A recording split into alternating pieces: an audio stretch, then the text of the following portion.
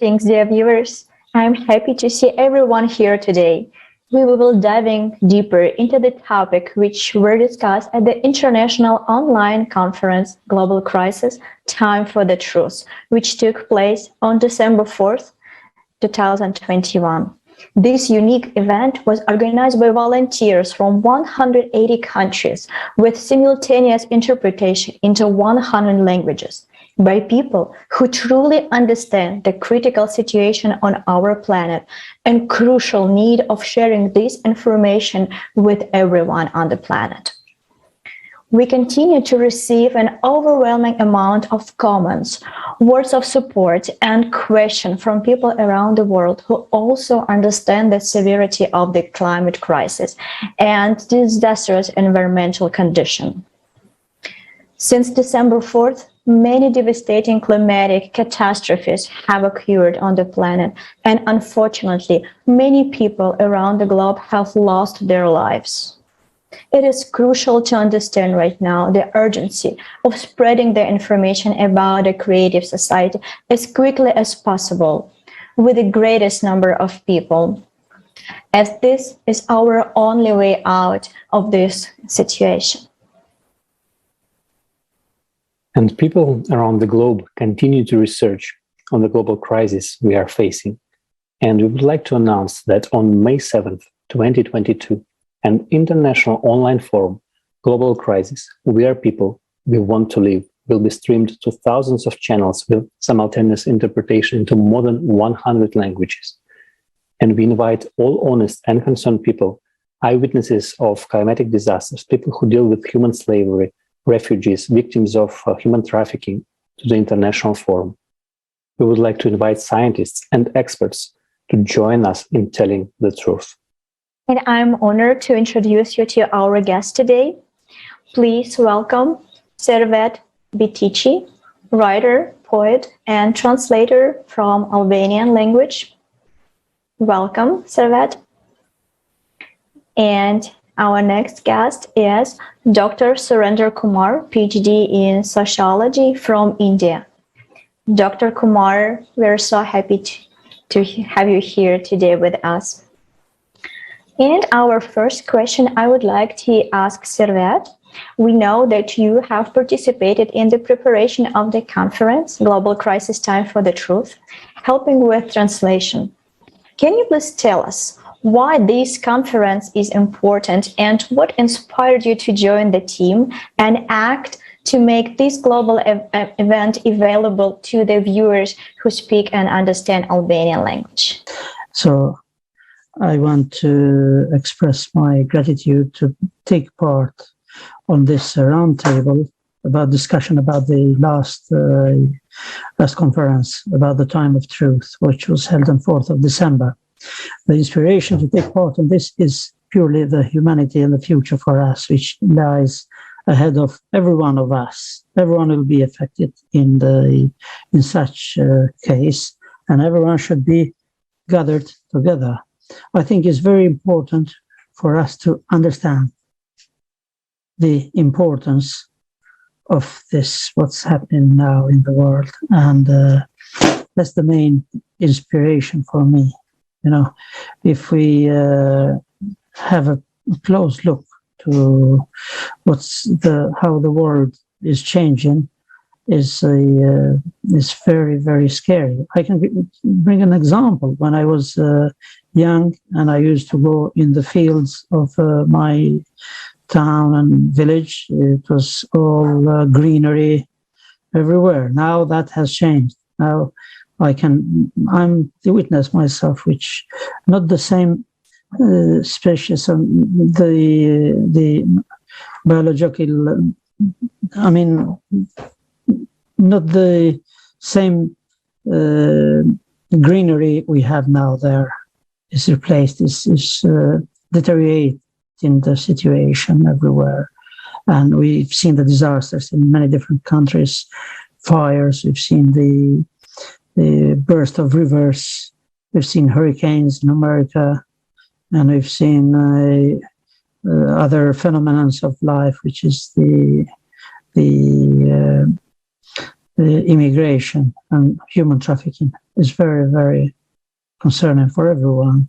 And we, as pure people which have no power, I think most of us are volunteers and scientists which come from parts which we aren't decision makers, but it's time now to make the decision to save the future of us. I think this is a very, very high motive for everyone, and people have only to understand that and to feel motivated and inspired. That's what I think is Thank you so all much about it. Thank you. This And is I very wanted, important. and I wanted to say some people I know here in your platform, which are great people and friends, and which of course, they have their own part of it to inspire everyone, and that's very positive sign. Thank you. Also, you just said one important thing, that it is time to become decision makers for everyone, because for many years we've been giving away the power, but it's upon us to make these decisions and to do decisions on how we want to live. And this is why this platform, our platform, it's not someone else's, it's people's platform where people can express their opinion. And as well, we are speaking about the real situation with the climate, with refugees, with the state of science, and in our society.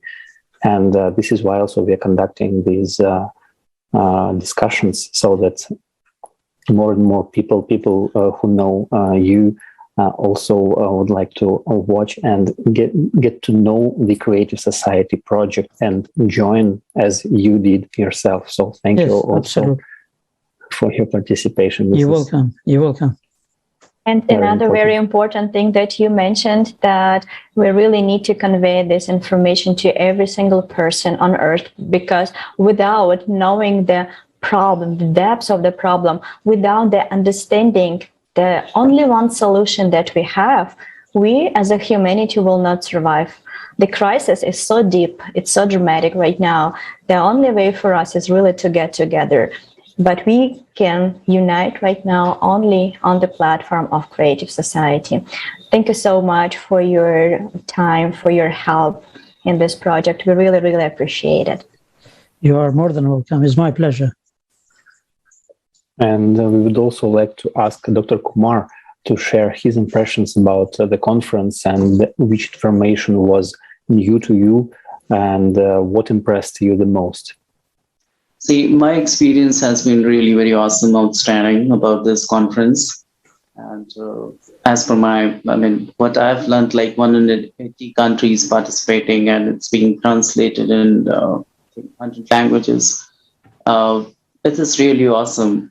As I discussed in one of my recent discussion with Creative Society, I'm of the opinion that such kind of activities and possibilities are needed when a global change or a collective change has to happen, and it is desired, because there are different minds coming together, different people coming together, different intentions and energies will flow together. And also at the same time, different mental resources, it gives a common platform for different mental resources to operate themselves. So it becomes really a wonderful possibility. And while looking at climate change and global change, and also there are so many triggers attached to it, connected with it, because of that, such as like man-made disasters, natural disasters, they may also trigger movement of people in terms of migration and all those things, and they sort of propel human trafficking and different possibilities, violation of human rights keep happening. So what I personally feel and my personal observation about this Creative Society, this attempt coming together, whereas different resources coming together, and people also, their perceptions, and overall it's like a resource being pulled up in on one particular platform. So I personally say such kind of activities and operations and mindsets have to happen more and more, so that a collective change can be caused in a society. And this is just wonderful, because together we can definitely do so many things, and we can respond to any challenge, any disconnect, any problem that we face as a human society. And I highly appreciate this attempt of creative society to come together, like 180 countries participating and different languages being translated, one particular event, and which is like a meaningful and a purposeful event. How to handle climate change, how to handle this global threat which is going on. And I also picked up a very good understanding that many of us are not aware of this. Like this is like even we can be impacted by it. So that section is also there, those who are totally oblivious and unaware about it. So they also have to be made aware about such kind of traumas and threats which are there as existing, but they are not taking them as existential realities or possibilities. They are just for them psychological possibilities or realities. But overall, what I want to say, yes, this attempt of creative society has been wonderful. My learning has been really great. And I highly appreciate and I'm looking forward to participate in all possible dimensions and in all possible ways in the times to come with creative society, what all projects they have and possibilities they have and activities they have. Like last conference, I was also there participating and I also was a part of translation.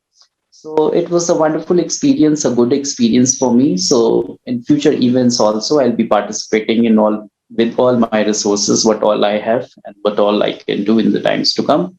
So this is what I would like to say. Oh, thank you, Dr. Kumar. And it is very important that more and more people participate. We also like to thank you for your personal participation, and because it is wonderful to see that people who get to know this project and the information, and they cannot remain silent. They understand that remaining ignorant will not solve any problems, and this is why it is important to spread this information. So as you and did as well, so you participate and you continue, and even right now you are participating in this project and spreading the information. And you touched also upon a very important topic of refugees and human trafficking. And as you know, during the conference, the video, which actually turned into a mini documentary, was aired for the first time on December 4th. And it was talking about the fate of refugees and all the atrocities that they're going through. So this truth revealed to such a large audience for the first time was so brutal that YouTube even warned sensitive viewers about it. So we will not be showing this video in its entirety today, but we will run a short version now, and we'll continue our discussions after this.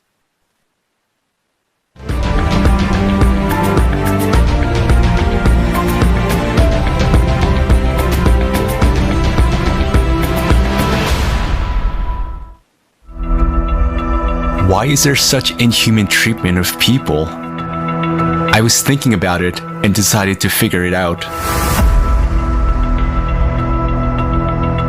You will never spend a month without being attacked with a xenophobic attack, because they say as a foreigners we are stealing their work. I've lost that hope of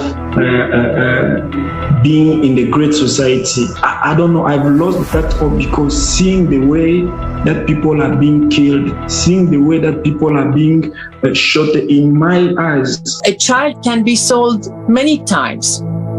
I remember one day I came across the story of a girl who was, she was Turkish. She had been sold 17 times, and she had been trafficked from one country to another 17 times, and she had experienced only rape. I also sat in many auctions as a customer, as an undercover when I was doing the undercover. There where we were sitting for the auctions, 9-year-old girl, 10-year-old girl, as per the demands. So the trade called the first time sex. Whenever the auctions will happen, new girls arrive in the trade. So they put the auctions. So who will bid the last demand, the money? That person only will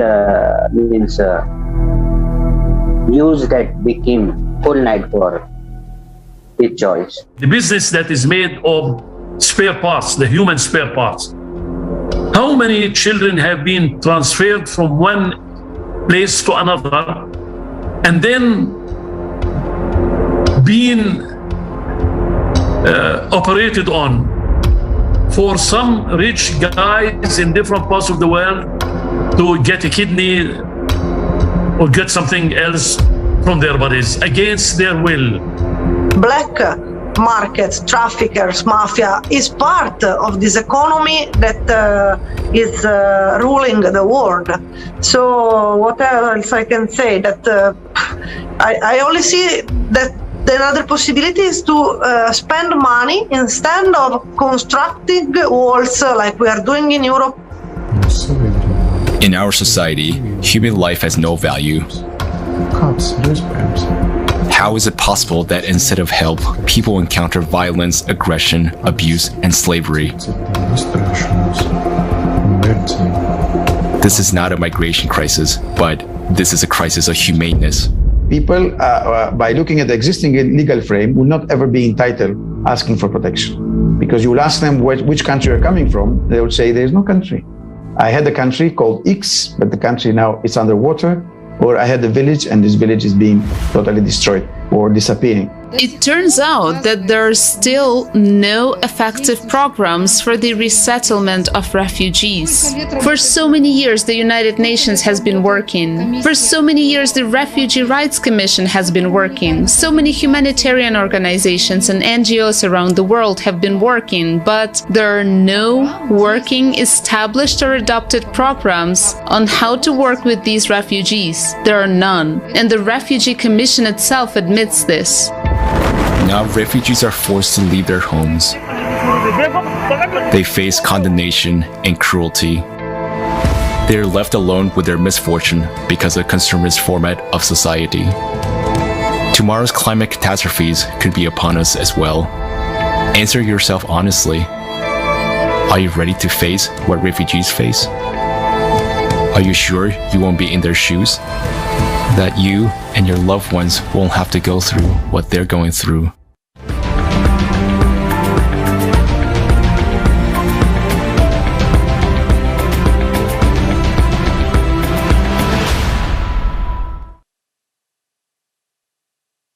This video is shocking, and it's very, very hard to watch it and understand that we humans doing this with our own hands, and we human supporting this with our inaction.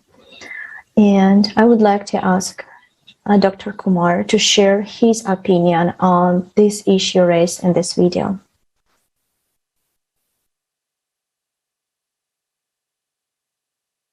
Dr. Kumar, the floor is yours. Yeah. Am I audible? Yes.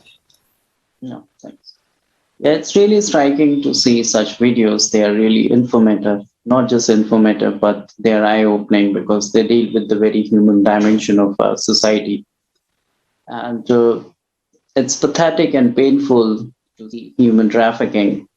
But my personal understanding, as long as we keep hearing about them on newspapers, news journals, research papers, and articles on videos and pictorial possibilities, we exactly cannot figure out the pain which is there inside trafficking when a person is being trafficked. Because as a scholar, as an academician, or as a researcher, if I just want to understand this phenomena or a social pathology or problem, of course, to an extent, I can figure out and also comprehend for myself and for others.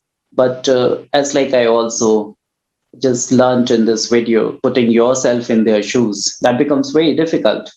So my context, like Indian context, if I want to look, number of cases being registered, and they're also running court of law. So the bad part is the conviction rate for traffickers is still very slow here in India. The reason talking about the National Crime Bureau. And when it comes to trafficking, as a researcher, of course, a person has to put himself or herself in their shoes. But to an extent, it becomes very difficult because of the typology of human trafficking also. Because there is a difference between what is happening theoretically and what is their empirical, the practical dimension of human trafficking. Because let me just bring out and share with you, we say like people are being trafficked mainly for sexual exploitation. Then we have people are also being trafficked for labor purposes, cheap labor exploitation. Then medical purposes there, and then sport purposes also there, entertainment purposes there, soldiering purposes also there. This is this is the classification which is more of a traditional and historical classification, but not exhaustive one, because traffickers, they have a tendency to change their trafficking possibilities strategies by looking at how the society or the legal mechanism is trying to combat, to pacify their trafficking. So that is also there. But I was reading in my research one of the report of International Labor Organization is like more people are being trafficked for cheap labor purposes than sex purposes. That is also there, this research, which is published by International Labor Organization in 2005. But in that situation, what we need to understand, there is always a difference between what is there on paper in terms of in the version of, let's say, research paper, research articles, documentation, documentaries, and videos, and some other things that people figure out in their research that is there. But what's happening on ground is altogether, sometimes there is a big difference in that. So it is, for me, what I figure out, even in your video, which you've just shown, there's a lot of people when interacting and physically coming across or knowing somebody who is trafficked or who was once trafficked. It is a painful situation and very sensitive at the same time, because my personal experience, because to be very frank, I've met only a few people who were trafficked once, now have been mainstreamed by the grace of God or by the good deeds of legal mechanism or the society. And also those who were trafficked a little, I don't know exactly, but yes, of course, I've come across some good number of people who were trafficked once, and I was able to hear their story, their pain and everything. They're, in my context, what has been my research, my exploration is like there is a concept known as secondary victimization. They are victimized at every stage of trafficking, but once they are mainstreamed or before they are mainstreamed, a secondary victimization also happens to them, which painfully happens by those who were supposed to protect them, such as like legal agencies, legal people, and police persons. So the secondary victimization happens to them by those authorities who are supposed to protect them, who are supposed to raise their voices and look after them, sort of, cause them listening. So that is also one experience I just wanted to share. Thanks a lot. I've made, I think, some comments. Thank you so much, Dr. Kumar. Thank you so much for your comments and extending this topic. It's very difficult to understand that in our society we have demand for human trafficking. And this problem is very, very deep. And in order to fix it, we really need to fix the fundament of our society, the foundation. And without that, doesn't matter how we will strengthen our law and how we increase the number of law enforcement, we will not fix it. The human trafficker will find the way how to find their victims because of the demand. But we people, we need to find the way. We need to really get together. This problem is global. You can see it in every single country in the world, but only together we can fix it by changing the format. Yeah. Another thing. Can I say a point here? Absolutely. Yeah. Yeah. One of the data of National Human Rights Commission here says like 82.5% people, those people, these are those people who are traffickers. They make their categorical comments like they traffic people on the ground of demand. If there is demand, so this influences how trafficking will happen. So most of the people who are trafficked for sexual purposes, such as women and children, they are being trafficked on the ground of the demand which is there. So this has been actually committed by the traffickers. So I just wanted to share it. As you mentioned, like there is a demand of trafficking. Yes, of course, I firmly and categorically agree that this is a demand-driven industry, which is like eye-opening from a social perspective, from a social point of view. Absolutely, absolutely. And very difficult to understand also that format in which we live support violence. So this format cannot survive without violence, without forced labor, without slavery. And we will not be able to find the solution just like acting in a frame of consumer format. If we would like to find that, we need to change the system of coordinate. We need to change the format and change the format where the human life will stay on the first place. That will bring everything to the normal.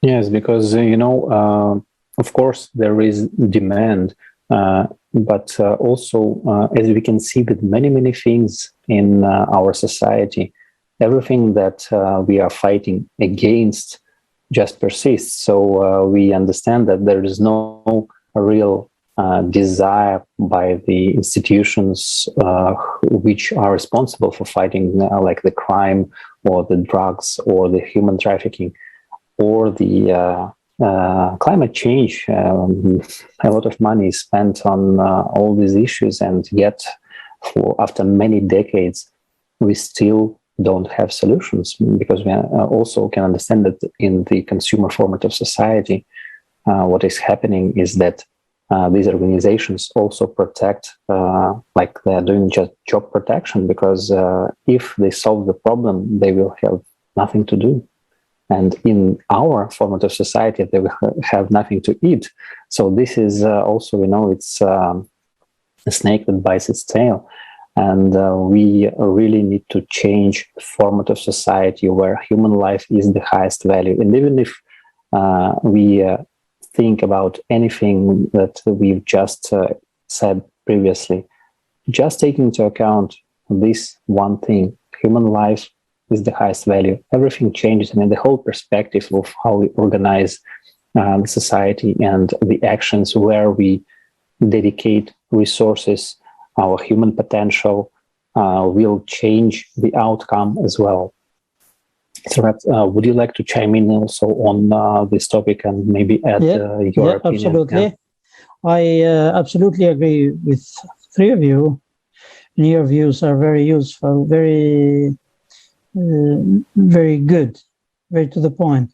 And I absolutely think that it's not simply to the traffickers or to the group of people or organization which is support them and they got profits. Definitely they got big profit on all this movement around the globe. But the system, as you say, you Marina and you Alexei, you are pointed that the system is the root of this. If the system works, no traffickers can find ground to do this. And I can bring an example. In East Europe countries, which they were claiming to impose the capitalism didn't come by the rules is imposed in the West. Capitalism played in the West and developed countries, and we've seen it's been successful for some time, I say. And to that point, when the system changed in East Europe, we have seen a tragic experience. The economy failing, industry and agriculture, both of them. So creating a big, big vacuum. And I'm sure some of the factories, some of mines, some of the fields of cornfields, for example, huge cornfields and sunflower fields, they were just abandoned. No will, some people to take responsibility and employ people. They found the easiest way, just close them down, threw people on the road, and the people come subject of the trafficking. So this is a very, very coming straight from the system's fault. And then people come as a subject, which they want to survive, they want to profit from the demand, as Mr. Kumar was pointing, that they are claiming that we are helping people on demand, those traffickers, but they are the second, I think, in the scene. The scene is the system, which got to do with humanity. People should take responsibility, should be more aware. That's what I think. 30 years of experience, which is this disaster has intensified dramatically, are enough for people to understand. But unfortunately, people are so divided now. And the only point, the most sensitive point, is this disasters and immigration, which is affecting everyone, actually. If you go to a country, which you pointed earlier, that now used to be your country and now has disappeared, so everyone is being affected sooner or later. So that people should act in the same voice and same mentality and same unity. Is this difficult? Is terribly, terribly difficult to manage, to bring people together because of the experience of division. And what I find worry is a bit of panic in between people and alarm of timing, you know. We and in the same time we have to I think it's very important to get the news, to get people to understand what's the difference in between consumers society we are living now and creative society, which we are trying to invent based in humanity, in goodwill and trust. That's how I say. I was one of those people to which my life changed from because of those circumstances. You see, I had my own position there, working and blah blah, and suddenly the roof of the house did fall down, and whoever can get out of the house, that's how it is, or the boat sinking, is the same situation. Some people want just to leave the country because of and we've seen, because of the wars, because of the lack of work, and because of being forced, you know. When there is a confusion and there is trouble in a country, then those people can have free hands, and they find ground to penetrate and do this kind of thing. But as I'm saying, the system, that's important. System should be changed. Yes. Thank you, Sarah. You wanted to add something? No, I just wanted to pass my word to you now, and we continue. Yes. Thank you. Thank you. You know, you mentioned the one thing is that division, and it is important for us to understand that the division is just in our heads, and it was mostly imposed by centuries of, let's say, propaganda.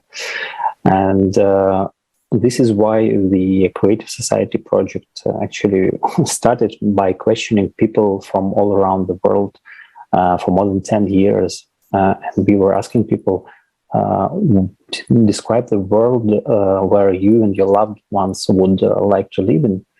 And everyone was telling basically the same things all around the globe. And from their responses statistically were derived the 8 foundations of the Creative Society. which everyone can check on the website creativesociety.com. Just go there and click on the 8 foundations. So, of course, we might think that different countries, different cultures, everything different, but people want the same things. Just having enough to eat, having a home to live in, and peaceful skies. This is what it is. Yeah. And, absolutely.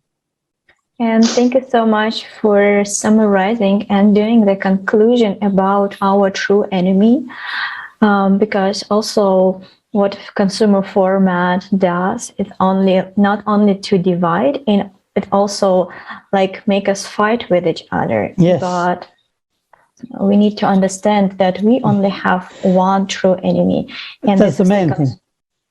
That's very important to understand that.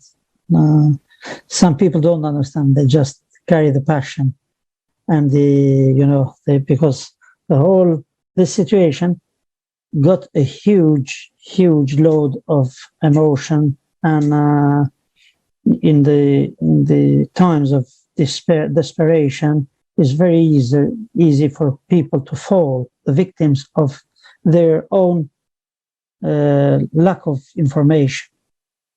So they are disinformed, they are biased, and they are just treated as subjects, which is not right.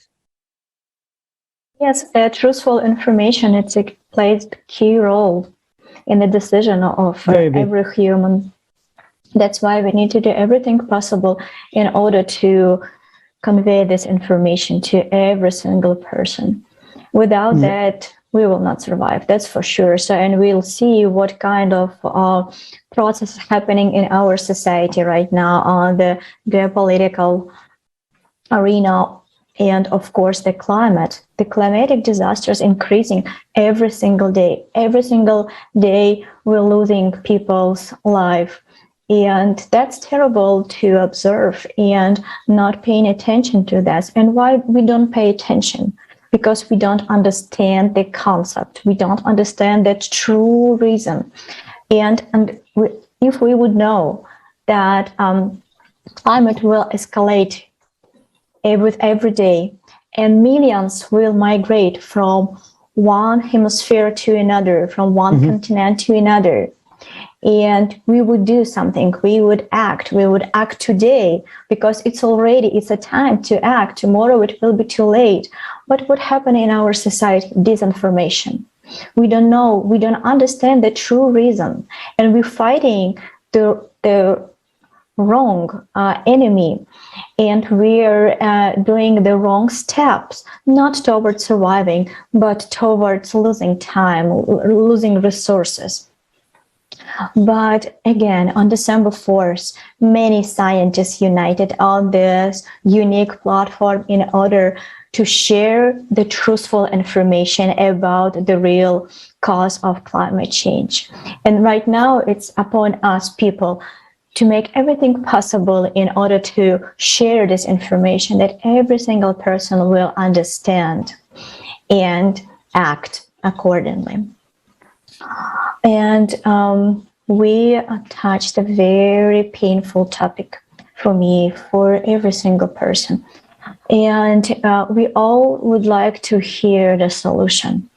And thank you so much, Servat. You mentioned that definitely solution is a changing format. And I would like to ask the question, Dr. Kumar, the main problem, as we understand, is a consumer format. And the solution out of this crisis is to get out of this format. What do you think? What will the creative society give us? And how can the idea of the creative society with its 8 pillars, 8 foundations that protect human life, guarantee human rights, how can this transform society to get out of this global crisis? Yes, this is really a good question. And the one thing I understand during this discussion is like this constant, incessant battle which is going on between consumer format or social format. Whereas like consumer format, we already understand how it is being offered, how it is being run in our society in order to destroy it, in order to exploit it. But whereas on contrary, we do have good gatherings, good collectivity and solidarity, which is like a typical manifestation is creative society, I'm saying. Of course, which is creative society, I can say, is an antithetical possibility or mechanism for consumer format. Of course, consumer format is like, which is very much,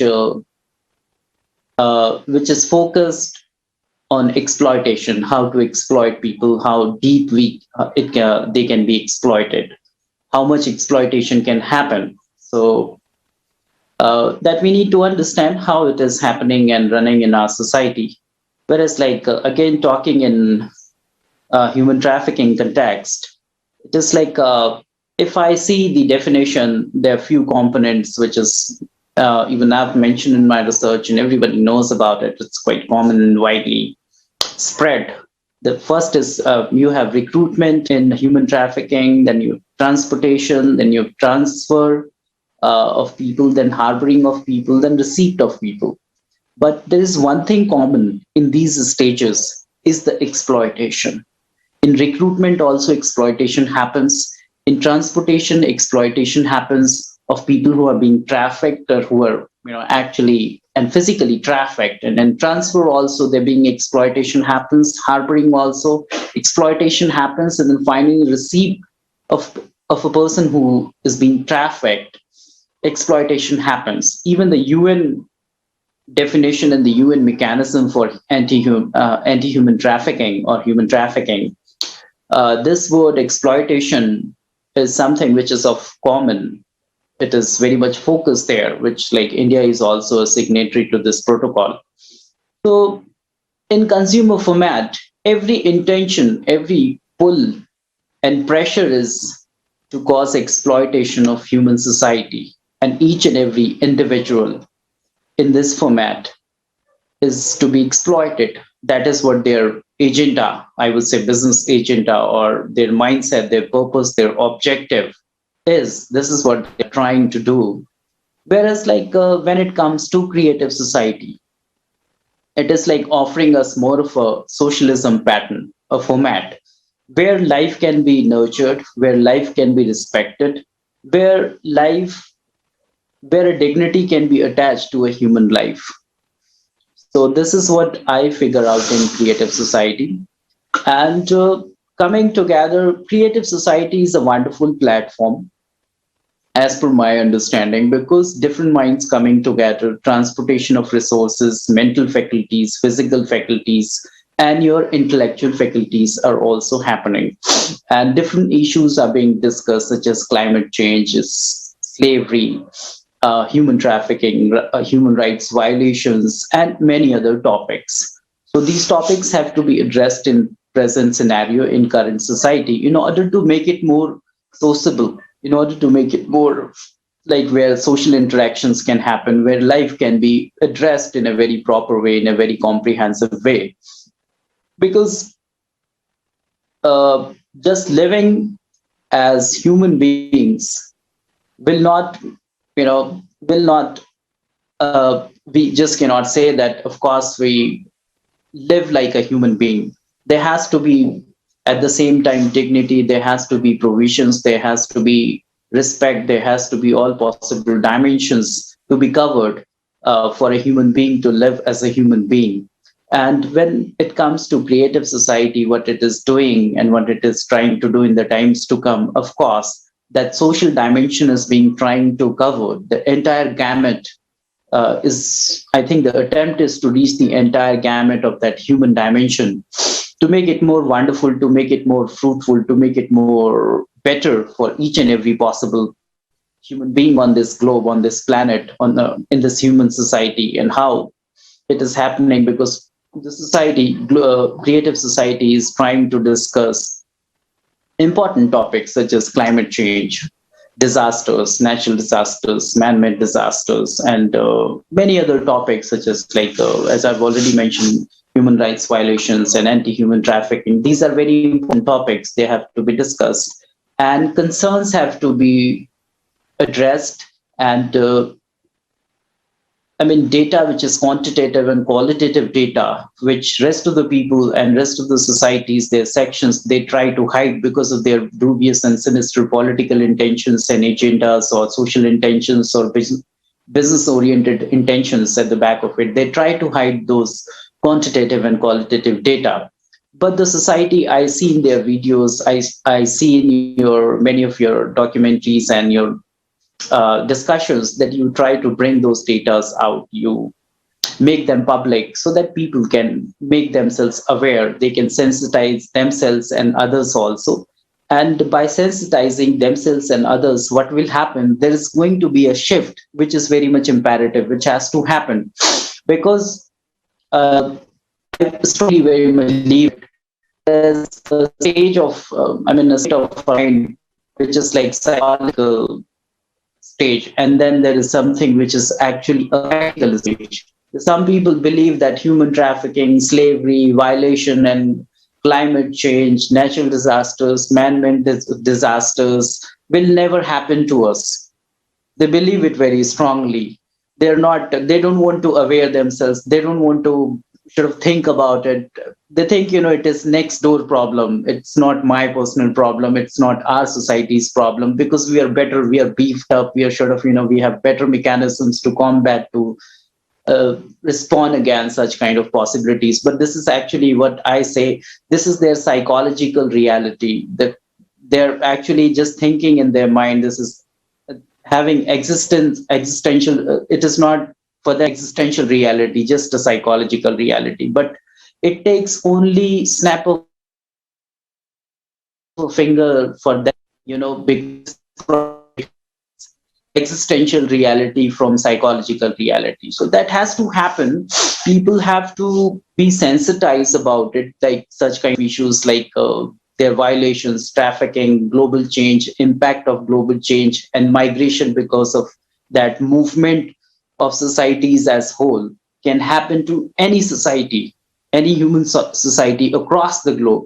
So there has to be a sensitization, and I firmly believe by discussing on international platforms, through conference, through panel discussions and research documentations, and by raising questions and concerns, and at the same time also leaking out quantitative and qualitative data to public, will definitely society in order to and important and crucial topics and issues. And if they start thinking about such issues and topics, such behavior will also change. There's going to be a different manifestation altogether, which is going to cause betterment, development, and amelioration in our society in order to think and address such kind of issues like we are talking today.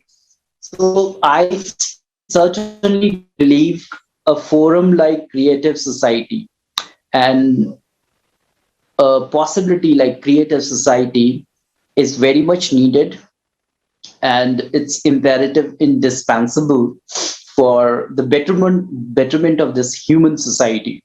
Creative Society is very much important. It is needed because these discussions, and also not just discussions, but discussing such kind of relevant and scientific qualitative data and quantitative data will open our eyes, and at the same time will not just open our eyes in order to have some changes, but it can also bring a collective change, collective possibility in our society as a whole, because that's needed, because any change in our society can only be caused when there is collectivism. And Creative Society is trying to bring that collectivism, that collectivity in this as a whole very well. And it is doing a wonderful task, a wonderful work in that direction. And sooner or later, I'm sure that it'll have some wonderful results also, tremendous results to cause good in our society and betterment in our society. Thank you, Dr. Kumar. And all these discussions and forums, conferences, it's not just for the sake of talking and discussing together, but we are informing. The whole aim of this is to inform the population of this planet about the other way of living, the creative society. I mean, the Creative Society platform is where we unite because we have these wonderful technologies that permit us to do it from around the globe as we are doing right now. But the main goal is to really raise awareness of everyone and create a demand from the whole of society by first bringing the truth about the real state of affairs on this planet, and so that people understand that the consumer format of society divides us. And as you rightfully said, everyone thinks that the problems that are happening happen only to someone else. They will not happen to us. We have better systems to counteract disasters. But as reality really has proven us many times, and it's happening every day, no matter how the country is developed, there is nothing we can do to right now in this format of society to counteract the climatic changes. And this is why it is important that truth is spread around the world and people can unite on the basis of this truth and human values, the values of the human life. So this is the main goal of the Creative Society, is to unite all people and build a society where human life will be the highest value. If you would like to add something, please chime in discussion. I had no much to add, actually. Just if I can say my hope when Alexei says we are not just for talking here, we got the technology. That's what we want to hear. That is the best news everyone wants to hear, because we are not just for conversation here and just to have, but there is a real thing which supports us to change the format from consumer to creative society. And this is the hope and will and aim for us to be one day to see each other in a creative society and as friends to each other, and not as enemy, as a fake enemy, and missing the target. The target is the uncertainty. Our target is to clear the air and to bring people together. That's where we all unite and where all we stand and our friends. Thank you for this opportunity to express ourselves. It was really a pleasure to have this with you, Alexei and Marina, and Mr. Kumar. It's very good experience, I think. And now, Marina, is your turn, I think, because we're sorry, you were saying something and then you passed the say to me. Please. I would like just to thank both of you for emphasizing once again the informational stage of building a creative society. It's very, very, very crucial right now in the moment, because our future, the future of our dear and near ones, depends on our action now. And once we know the truth about the danger hanging over us, the truth about humanity's real enemy, knowing the way out, the creative society, it's just simply impossible to just sit and not to act. We need to act in order to prevent that disaster. And I'm not exaggerating when I say that the fate of the whole humanity depends on the action of each of us. And we really need to share the information about the possibility of building creative society, because we human, we would like to live And using this opportunity, I would like to invite everyone to our next international forum, Global Crisis, We People, We Want to Live, that will happen on May 7th, 2022. And this event organized by volunteers from 180 countries and will simultaneously interpreted into 100 different languages on the Creative Society platform. Join us. Don't be silent. Tell the truth and share this video with everyone. Are you ready to protect people's life and our planet? Become a true hero. Share this information. Our destiny, our future depends on your action right now. Yeah, absolutely. Mm-hmm. And dear speakers, we're so honored to have this opportunity to speak to you today. And we would like to say thank you for all of your words, for sharing with us your wisdom, your understanding, the importance of ACT right now. We truly believe that together we definitely can change this situation. As you said earlier, many times today, our strength in the unity. So let's unite. Let's build the better world for us and for our children.